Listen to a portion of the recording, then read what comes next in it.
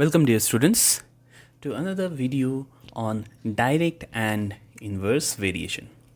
So in last two videos you learned about direct variation, right? Now today we are going to learn only about inverse variation, okay? And after understanding inverse variation we are going to move to exercise 10b. Okay, so without wasting much time, let's see what is the meaning of inverse variation. Okay, so I've already spoke about this particular slide in the very first video, but still it's gonna be your revision session for you. Okay, so all of you know by now what is direct variation. So if there is increase in one quantity and if it leads to the increase in another quantity, such kind of variation is known as direct variation, right? Now inverse variation is just the other way around, where if there is increase in one quantity, that leads to the decrease in another quantity.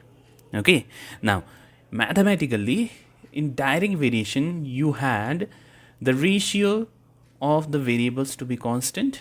Yes, you had x by y or y by k, x by y or y by x to be a constant.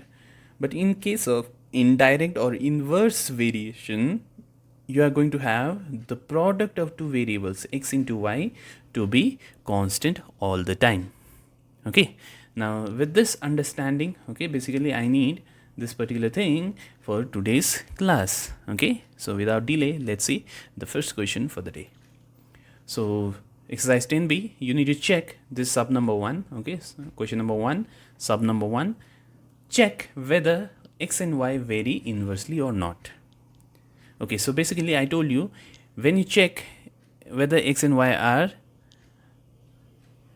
varying inversely or not, what you need to check is you need to check their product, right? So we have x1 y1 equals to 4 into 6, that's 24.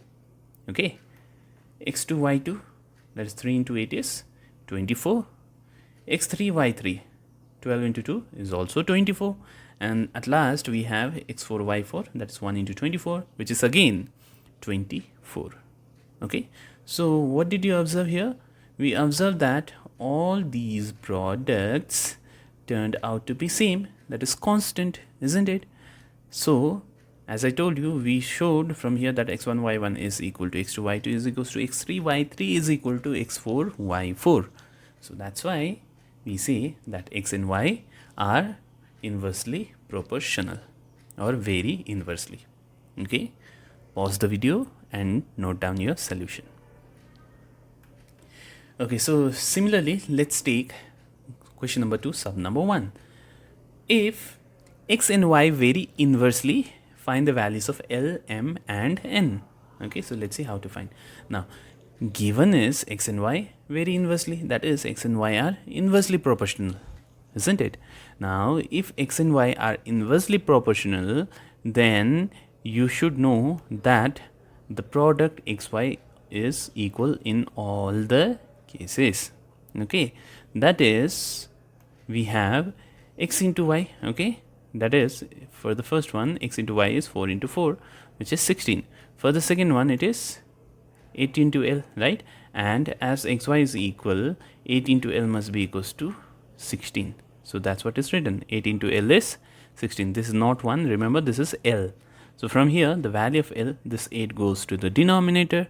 So the value of L turns out to be 16 by 2, which is 16 by 8, which is 2. Similarly, next we have 2 into M.